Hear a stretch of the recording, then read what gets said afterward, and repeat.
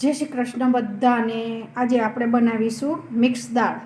તો મિક્સ દાળમાં આપણે પહેલાં એની સામગ્રી જોઈ લઈએ। સૌપ્રથમ પહેલાં આ 4 દાળ લીધી છે મેં। સૌપ્રથમ પહેલાં આ છડી દાળ છે, જે પીળી દાળ આવે છે। ત્યાર પછી જે આ મગની દાળ છે, પછી ચણાની દાળ છે અને આ તુવરની દાળ છે।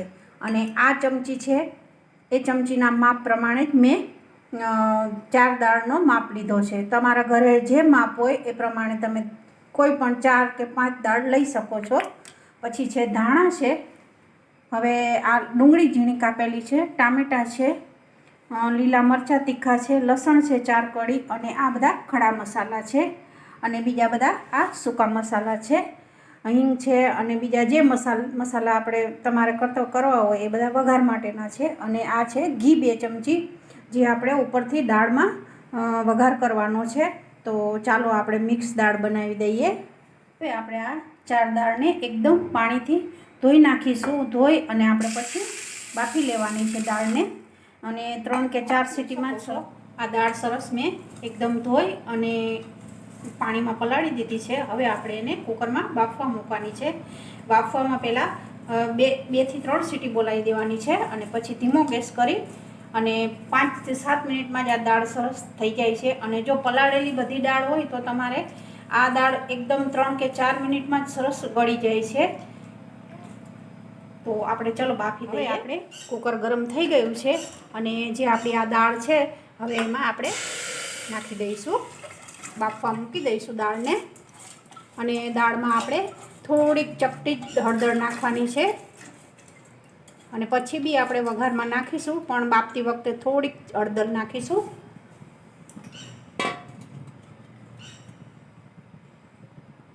હળદર નાખ્યા પછી અને બાફવામાં મેં 1 ગ્લાસ જ પાણી નાખ્યું છે। જો તમે વધારે તમારે દાળ હોય તો તમે વધારે પાણી લઈ શકો છો। અને ઢાંકી અને 2 થી 3 વિસલ બોલાવી દઈશું, એટલે આપણી દાળ સરસ જોઈ શકો છો આ આપણી સરસ દાળ બફાઈ ગઈ છે। હવે આપણે એક વાટકામાં કાઢી લઈશું।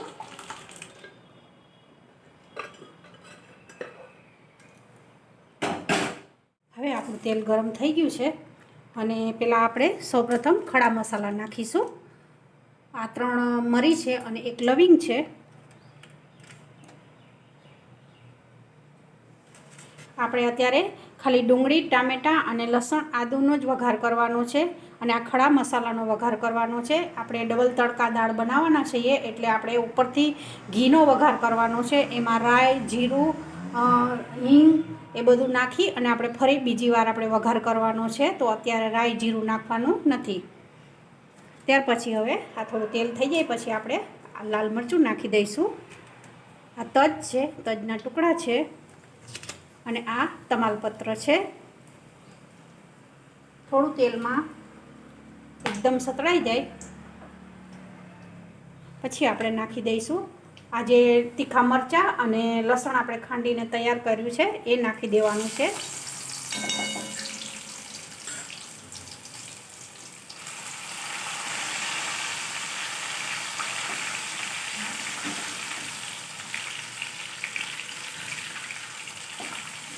આ થોડું લાલ થાય અને લસણ ને મરચાં આપણા સતળાઈ જાય પછી આપણે નાખી દઈશું લીલી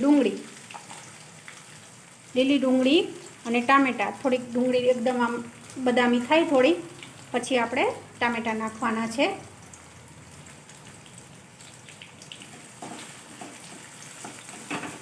સરસ લાગે છે આ દાળ। તમારે વધારે કોઈ પણ બીજી વધારે દાળ નાખવી હોય તો બી તમે નાખી શકો છો દાળને, અને આને ભાત સાથે સરસ લાગે છે અને પરોઠા, રોટલી જોડે બી આ દાળ સરસ લાગે છે। તો તમે બધા ઘરે ટ્રાય કરજો આ દાળ બનાવવાની।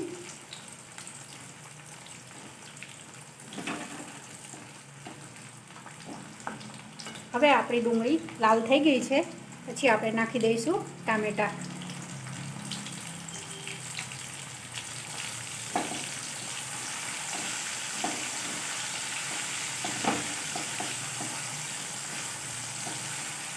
ટામેટાં થોડાક સતળાઈ જાય પછી આપણે મસાલો કરવાનો છે।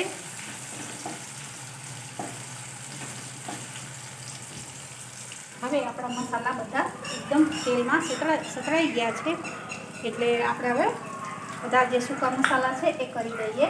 તો સૌપ્રથમ પહેલાં આપણે લાલ મરચું નાખીશું. લાલ મરચું તમે જેવું તીખું ખાતા હોય એ પ્રમાણે નાખજો.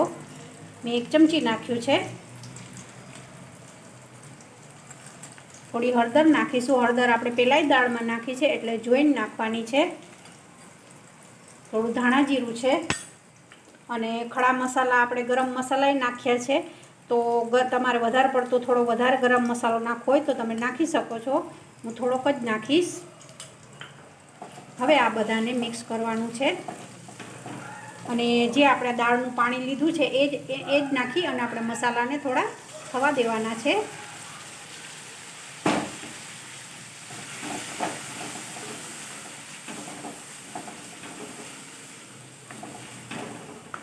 સરસ આમાંથી એકદમ તેલ ઉપર આવવા માંડે પછી આપણે દાળ નાખવાની છે અને દાળ નાખ્યા પછી આપણે 3 થી 4 મિનિટ જ થવા દેવાની છે અને પછી આપણે થોડી ઠંડી પડે પછી આપણે એનો ઘીનો વઘાર કરી દેવાનો છે એટલે આપણી ડબલ તડકા દાળ તૈયાર થઈ જશે.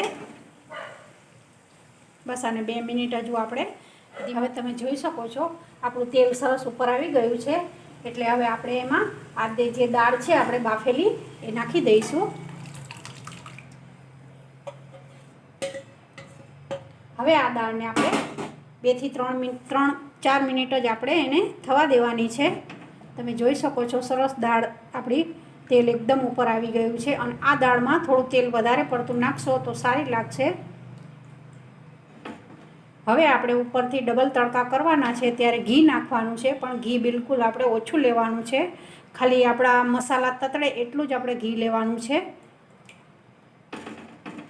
સરસ હવે આપણી દાળ અને હજુ 3-4 મિનિટ માટે મૂકવાની છે. હવે આપણે એમાં મીઠું નાખી દઈશું સ્વાદ અનુસાર. જો તમને બધાને મારી રેસીપી પસંદ આવી હોય તો લાઈક કરજો, શેર કરજો અને બેલ આઇકન બટન દબાવજો. અને હા, ઘરે બધા આ તમે લોકો ટ્રાય કરજો. સરસ બને છે દાળ આ અને ખાવામાં બી એકદમ હેલ્ધી દાળ છે. મિક્સ દાળ છે બધી અને 3 થી 4 મિનિટ થઈ ગઈ છે. હવે સરસ એકદમ દાળ આપણી ઉકળી ગઈ છે. તમે જોઈ શકો છો એકદમ સરસ આપણી દાળ થઈ ગઈ છે. હવે આને ઠંડી પડે થોડીક વાર પછી આપણે ઉપરથી ઘીથી વઘાર કરવાનો છે ડબલ તડકા. બસ આવી જ રીતે આવી દાળ બની જાય છે આપણી સરસ. થોડી ઠંડી પડે પછી અને આપણો જમવાનો ટાઈમ થાય ત્યાર પછી જ તમે આ દાળને ઉપરથી તડકો કરશો તો બહુ સરસ લાગશે. ઘીનો તડકો અને ઘીમાં રાઈ, જીરું અને ઘી અડધી ચમચી નાખી દીધું છે અને થોડું ઘી ગરમ થાય પછી આપણે રાઈ નાખીશું, જીરું અને હિંગ નાખી અને આપણે ડબલ તડકા કરવાના છે. તો સૌપ્રથમ પહેલાં આપણે રાઈ નાખીશું. રાઈ તતડે પછી જીરું નાખવાનું છે.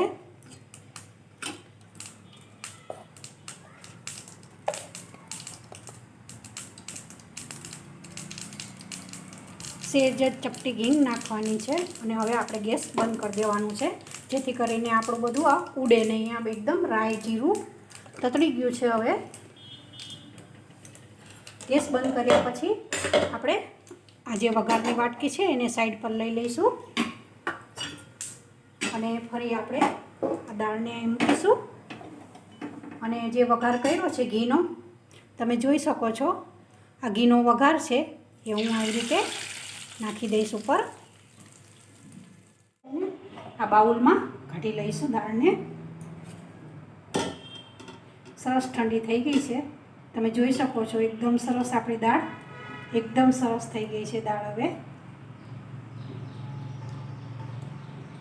બસ હવે આપણી દાળ જમવા માટે તૈયાર છે.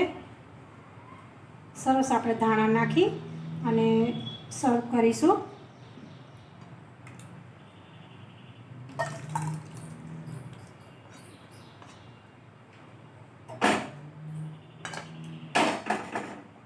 હવે આપણે એમાં થોડા દાણા નાખીશું.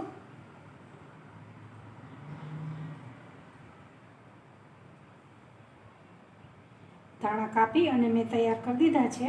હવે આપણે આપણી આ દાળ સરસ તૈયાર થઈ ગઈ છે. જો તમને બધાને મારી દાળની રેસીપી પસંદ આવી હોય તો લાઈક કરજો, શેર કરજો અને બેલ આઇકન બટન દબાવજો. જય શ્રી કૃષ્ણ બધાને.